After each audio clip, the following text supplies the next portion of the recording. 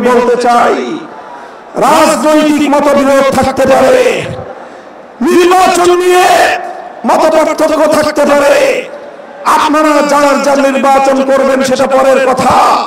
আসুন, যারা জুলাই বিপ্লবের রাজপথে ছিলেন, জুলাই বিপ্লবের সমাবেশের আইনি ভিত্তি কার্যকর করার জন্য আমরা হাতে হাত রাখি। সংগ্রামী সাথী বন্ধুগণ, সর্বশেষ বক্তব্য, আগামী 13 তারিখ জুলাই সনদের গণভোটকে কেন্দ্র করে সরকারি সিদ্ধান্তের দিকে আমরা তাকিয়ে আছি। সরকার যদি জনগণের শান্তিপ্রিয় ভাষা বুঝতে ব্যর্থ হয়, আবার বলছি, সরকার যদি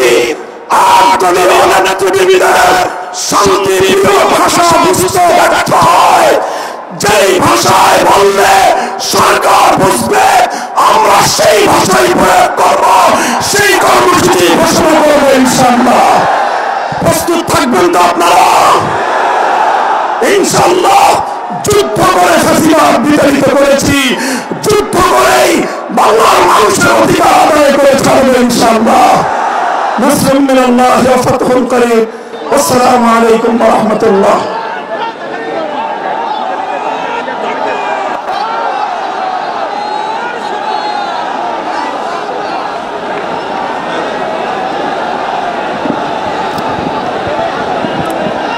সংগ্রামী ভাই এবং বন্ধুগণ, জুলাই সনদের আইনি ভিত্তিক আদেশ জারি, জাতীয় সংসদ নির্বাচনের পূর্বে গণভোট সহ 5 দফা দাবিতে 8 দলের উদ্যোগে আয়োজিত আজকের এই বিশাল জনসমুদ্রে এ পর্যায়ে প্রধান অতিথির বক্তব্য রাখবেন বাংলাদেশের মুক্তিকামী মানুষের প্রিয় নেতা, মানবিক নেতা, বাংলাদেশ জামাত ইসলামীর সংগ্রামী আমির জামাত ডাক্তার শফিকুর রহমান। ডাক্তার শফিকুর রহমান এখন এই বিশাল জনসমুদ্রে বক্তব্য রাখছেন। নারায়ে তাকবীর, নারায়ে তাকবীর।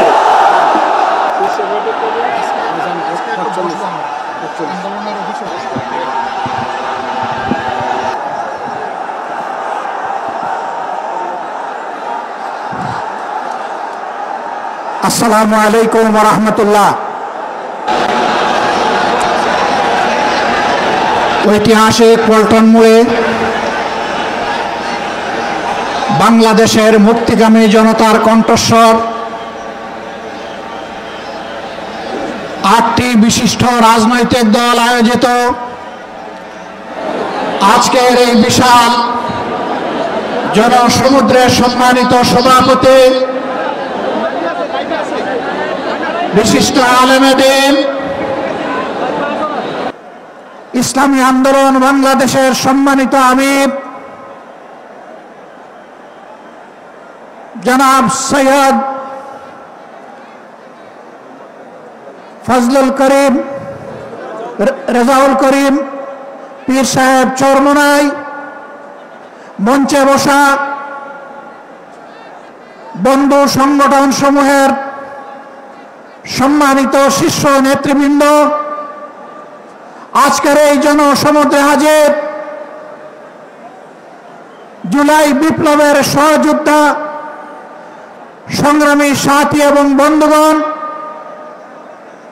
গণমাধ্যমের সম্মানিত বন্ধুগণ, আমরা মহান আল্লাহ তাআলার শুকরিয়া আদায় করছি, জুলাই বিপ্লবের মধ্য দিয়ে ফ্যাসিবাদের পতন হওয়ার কারণেই আজ পল্টন মোড়েও এই সমাবেশ অনুষ্ঠিত হতে পারছে। আলহামদুলিল্লাহ রাব্বিল আলামিন। প্রিয় দেশবাসী, আসরের নামাজের সময় আসন্ন হয়, আমি খুব সংক্ষেপে 2-1টি কথা বলেই সভাপতি সাহেবকে আমরা তার বক্তব্য প্রদান করার জন্য আহ্বান জানাবো ইনশাআল্লাহ। আমাদের দাবি খুব বেশি নয়, অস্পষ্ট নয়, দাবি কম, খুবই সুস্পষ্ট। 1 নম্বর দাবি হচ্ছে জুলাই বিপ্লবকে স্বীকৃতি দিতে হবে। যারা জুলাই বিপ্লব মানবেন না তাদের জন্য 26 সালে কোনো নির্বাচন নাই। 26-এর নির্বাচন দেখতে হলে আগে জুলাই বিপ্লবের স্বীকৃতি লাগবে। আর জুলাই বিপ্লবের স্বীকৃতি দিতে হলে জুলাই সনদের আইনি ভিত্তি দিতেই হবে। এই আইনি ভিত্তি ছাড়া কোনো নির্বাচন অনুষ্ঠান হওয়ার কোনো সম্ভাবনা নেই। কখন হবে এই আইনি ভিত্তির গোড়াপত্তন? এদেশের মুক্তিকামী মানুষের কথা একটাই, জাতীয় সংসদ নির্বাচনের আগে গণভোট অনুষ্ঠিত হতে হবে। গণভোটের ব্যাপারে সকল দল একমত, তাহলে তারিখ নিয়ে এই বায়নাবাজি কেন? একমত হয়ে যখন স্বাক্ষর করেছি সবাই, তখন গণভোট আগে হওয়াই হচ্ছে যুক্তিযুক্ত। এর মধ্য দিয়ে আইনি ভিত্তির পাটাতন তৈরি হবে ইনশাআল্লাহ, এবং এর ভিত্তিতেই আগামী জাতীয় সংসদের নির্বাচন অনুষ্ঠিত হবে। ওই নির্বাচন যখন অনুষ্ঠিত হবে তখন আর কোনো সংশয় সন্দেহ থাকবে না। আমরা চাই আগামী ফেব্রুয়ারিতে রোজার আগেই জাতীয় সংসদ নির্বাচন অনুষ্ঠিত হোক। এইটা দিয়ে কেউ ধূম্রজাল সৃষ্টি করার পায়তারা চালাবেন না, ওদূর পিণ্ডি বুদ্ধি করে ফেলবেন না। আমরা জাতীয় ঐক্যমত কমিশনে গিয়ে সকল দল আমাদের মতামত দিয়েছি। এই 8 দলের পক্ষ থেকে ডজন খানেক নোট অফ ডিসেন্ট আমরা দেই নাই। আমরা প্রস্তাবনা রাখলে যৌক্তিক মনে করে সেখানে আলাপ আলোচনায় আমরা ইতিবাচক মত দিয়েছি। এরপরে সংখ্যাগরিষ্ঠ দলের মতামতের ভিত্তিতে একটা চার্টার তৈরি হয়েছে। এটি হচ্ছে গণতন্ত্রের কথা, যে সংখ্যাগরিষ্ঠ যা বলবে বাকিরা তাই মেনে নেবে। কিন্তু আমরা দেখলাম না, কেউ কেউ তা মেনে নিতে রাজি নন। জুলাই সনদেই যদি আপনি গণতন্ত্রের প্রতি শ্রদ্ধা না দেখান, জাতীয় নির্বাচনে আপনি শ্রদ্ধা দেখাবেন কিভাবে? এই জায়গায় আসতে হবে। সকল বায়না ভুলে যান, জুলাই শহীদের রক্তের প্রতি সম্মান দেখান। জুলাইয়ে যারা লড়াই করেছে বুক চাপ করে, যারা পঙ্গু আহত হয়ে এখনো দুঃখে দুঃখে কষ্ট করছে, মেহরবানি করে তাদের বুকের ভাষা বোঝার চেষ্টা করুন। আমার ভাই আল্লামা মামুনুল হক সাহেব বলেছেন, লড়াই করে ফেসিবাদ বিদায় করেছি, লড়াই করে জনগণের দাবি আদায় করব। আমি স্পষ্ট ভাষায় বলতে চাই, কোনো দলের নয়, জনতার বিজয় হবে ইনশাআল্লাহ। জনতা কি চায় কান পেতে শোনার চেষ্টা করুন। যদি এই ভাষা বুঝতে ব্যস্ত হন, তাহলে নিজের পরিণতির জন্য যে বুঝতে ব্যর্থ হবেন তাকে তৈরি থাকতে হবে। আমরা কথা দিচ্ছি বাংলাদেশের জনগণকে, আমাদের সহযোদ্ধারা আমাদের হাতে এনে মুক্তির প্রাথমিক পরিবেশটা উপহার দিয়েছে। আমরা জনগণের মুক্তি আদায় করেই গড়ে ফিরবো ইনশাআল্লাহ। আমরা ভদ্র ভাষায় কথা বলছি, ভদ্র ভাষায় কথা বলবো, কিন্তু আমাদের দাবির ব্যাপারে আমরা হিমালয়ের মতো অনড় থাকব। কারণ এই দাবি জনগণের দাবি, কোনো দলের দাবি নয়। এই দাবি বিপ্লবের দাবি, এই দাবি ফ্যাসিবাদের দাবি নয়। অতএব ফ্যাসিবাদের দাবির কাছে বাংলাদেশের জনগণ মাথা নত করবে না। তৈরি হন। যতক্ষণ পর্যন্ত জনগণের দাবি আদায় না হবে আমাদের আন্দোলন দুর্বার গতিতে চলতে থাকবে ইনশাআল্লাহ। আজ শীর্ষ নেতৃবৃন্দ এই মিটিং এর পরে আমরা মিলিত হচ্ছি। পরবর্তী কর্মসূচি যথা শীঘ্রই আপনারা জানতে পারবেন। সেই কর্মসূচি বাস্তবায়নের জন্য প্রস্তুতি নেওয়ার আহ্বান জানিয়ে এবং সরকারকে জনগণের ভাষা বুঝে অতি শীঘ্র গণভোট আগে দেওয়ার সিদ্ধান্ত নেওয়ার আহ্বান জানিয়ে আমার বক্তব্য এখানে শেষ করছি। আল্লাহ হাফেজ। বাংলাদেশ জিন্দাবাদ। আর দলীয় আজকের এই সমাবেশ জনগণের দাবি আদায়ের পাঠাতন হোক। আসসালামু আলাইকুম ওয়া রাহমাতুল্লাহ। সংগ্রামী জনতা, আজকের এই মহাসমুদ্রের সভাপতির বক্তব্য নিয়ে আসেন ইসলামী আন্দোলন বাংলাদেশের সংগ্রামী আমির, জাতীয় ঐক্যের অন্যতম রূপকার বাংলা অভিভাবক হযরত মাওলানা মুফতি সৈয়দ মোহাম্মদ রেজাউল করিম পীর সাহেব চরমনাই এখন সভাপতির বক্তব্য রাখবেন। নারায়ে তাকবীর, নারায়ে তাকবীর।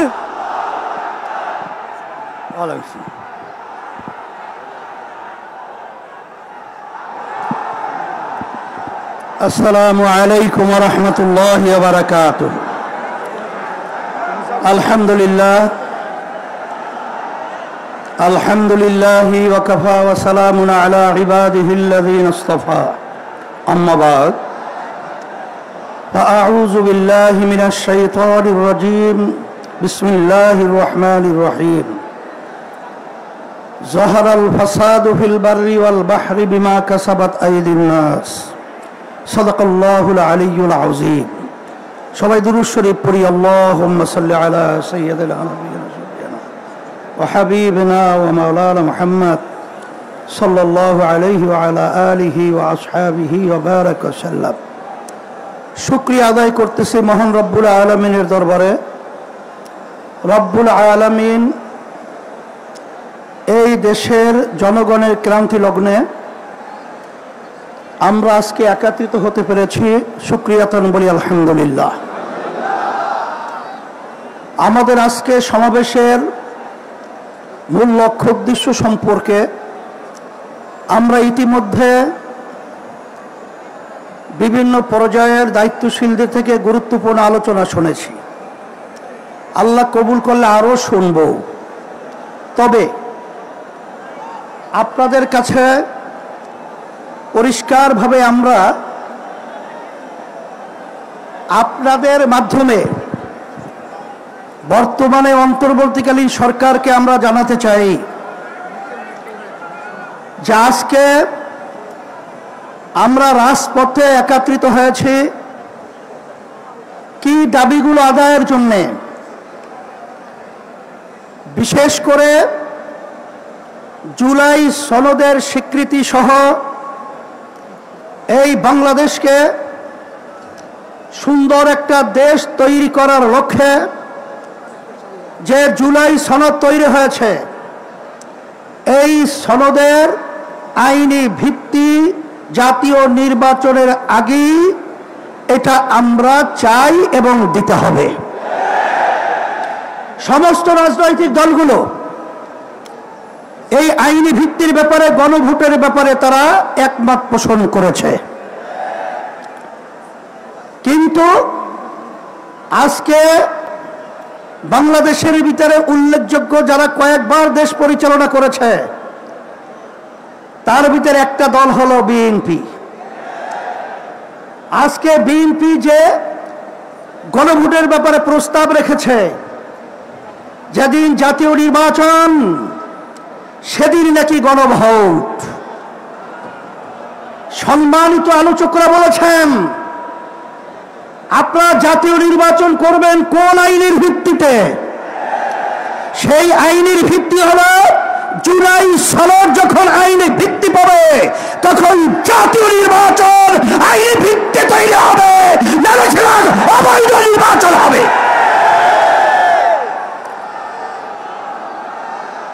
আজকে আমরা দেখেছি সেই পল্টন, সেই মোড়ের মধ্যে সেই 2024 জুলাই এবং আগস্ট, যখন জুলাইয়ের 17 তারিখ বাইতুল মুকাররমের উত্তর গেটে আমি তখন বলেছিলাম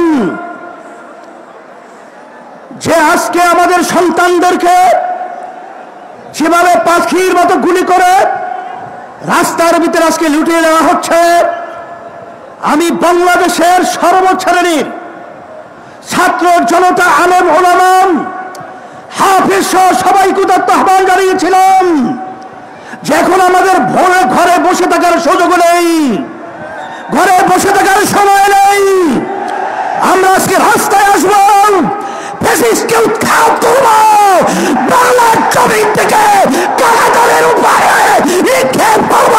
হয়েছে তাই, বাংলাদেশ মুক্ত হয়েছে। সেই হিসাবে আজকে আমরা দেখেছি দুই শ্রেণীর মানুষ এখন দুই মেরুতে অবস্থান করছে। এর ভিতরে এক শ্রেণীর মানুষ হলো যারা নাকি আমরা দেশ প্রেমিক, আর এক শ্রেণী হলো ক্ষমতা প্রেমিক। ফ্যাসিস্ট আওয়ামী লীগ সরকার তারা দেশ প্রেমিক ছিল না, তারা ছিল ক্ষমতা প্রেমিক। তারা কিন্তু এক পর্যায়ে আমাদের বাংলাদেশ থেকে পালিয়ে কাঁটাতার পার হয়ে ভারতে অবস্থান করছে।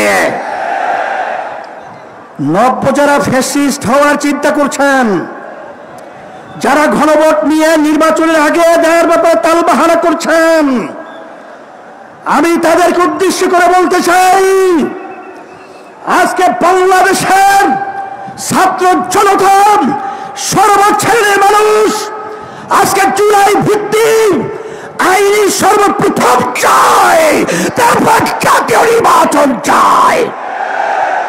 কিন্তু আপনারা যদি এই জুলাই সনদ আইনি ভিত্তি দেওয়ার ব্যাপারে দরিবসু করে থাকেন, আমাদের বাংলাদেশের তিন দিকে ভারতের কাঁটাতারের বেড়া, কিন্তু আপনারা পালাবেন কোথায়? আপনাদের জন্য অপেক্ষা করছেন সেই দক্ষিণে বঙ্গোপসাগর। এছাড়া কিন্তু আপনাদের পালাবার কোথাও জায়গা নেই। সেই হিসাবে সকলকে তথ্য আহ্বান জানাবো, ভালো করে বুঝে নেন, জেনে নেন। অন্তর্বর্তীকালীন সরকারকে আমি অনুরোধ করছি, আমরা অনুরোধ করছি যে আপনারা যখন আমেরিকায় গেছিলেন তখন তিনটা উল্লেখযোগ্য দলকে সাথে নিয়ে গেছিলেন, জামাত ইসলামী বাংলাদেশ, বিএনপি, এনসিপি। কথা ঠিক কিনা? তা আপনারা জাতীয় নির্বাচনের আগে গণভোট দিতে আপনারা কোন প্রক্রিয়া, কোন হিসাব লাগবে, অঙ্ক শিখাতে হবে।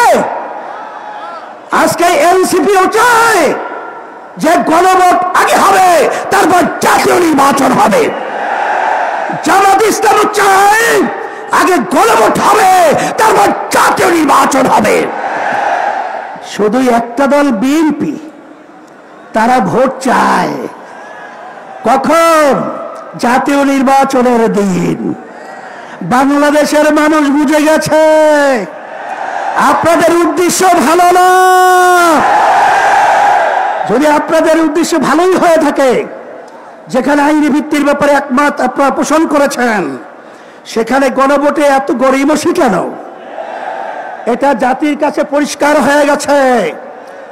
আমরা অন্তর্বর্তী সরকারকে বলবো, আমরা শান্তিপ্রিয়, বারবার রাস্তায় রোদ্রে আমাদেরকে পোড়াচ্ছেন, আপনারা পুড়িয়েছেন, আর কত রাস্তায় নামতে হবে? এরপরে পরামর্শ ভিত্তিক আমরা বাংলাদেশের সর্বস্তরের মানুষদের নিয়ে এমন কর্মসূচি ঘোষণা করব, আপনি গণভোট জাতীয় নির্বাচনের আগে দিতে বাধ্য হবেন, বাস্তব দাবি মানতে বাধ্য হবেন ইনশাআল্লাহ। সেই দিক থেকে আমাদেরকে ও পথে আপনারা হাঁটাবেন না, আমরা ও পথে হাঁটতে চাই না। আজকে জাতীয় সমাবেশের মাধ্যমে আপনাদেরকে আমরা বারবার অনুরোধ করছি, এরপরে যদি আপনাদের শুভবুদ্ধি না হয়, তাহলে কিন্তু পরবর্তীতে আমরা কঠিন কর্মসূচি দিতে বাধ্য হব ইনশাআল্লাহ। আপনারা যে এসেছেন, আপনাদের সকলকে আমাদের পক্ষ থেকে আন্তরিক ধন্যবাদ, মোবারকবাদ, এবং সাথে সাংবাদিক বন্ধুদেরকে ধন্যবাদ মোবারকবাদ জানিয়ে, প্রশাসন ভাইদেরকে আন্তরিক ধন্যবাদ মোবারক জানিয়ে আজকে আমার এখানে আলোচনা শেষ করছি। আল্লাহুম্মা আমিন। রব্বানা আতিনা ফিদ দুনিয়া, ইন্না লিল্লাহি ওয়া ইন্না ইলাইহি রাজিউন। আমাদের কোরআন শিক্ষা বোর্ডের নুরুল ফয়জি সাহেব হুজুর ইন্তেকাল করছেন, আল্লাহ তাকে জান্নাতের আল্লাহ বাসুদেব কলকাতার ইসলামী আন্দোলন বাংলাদেশ প্রেসিডেন্ট সদস্য, ইন্না লিল্লাহি ওয়া ইন্না ইলাইহি রাজিউন।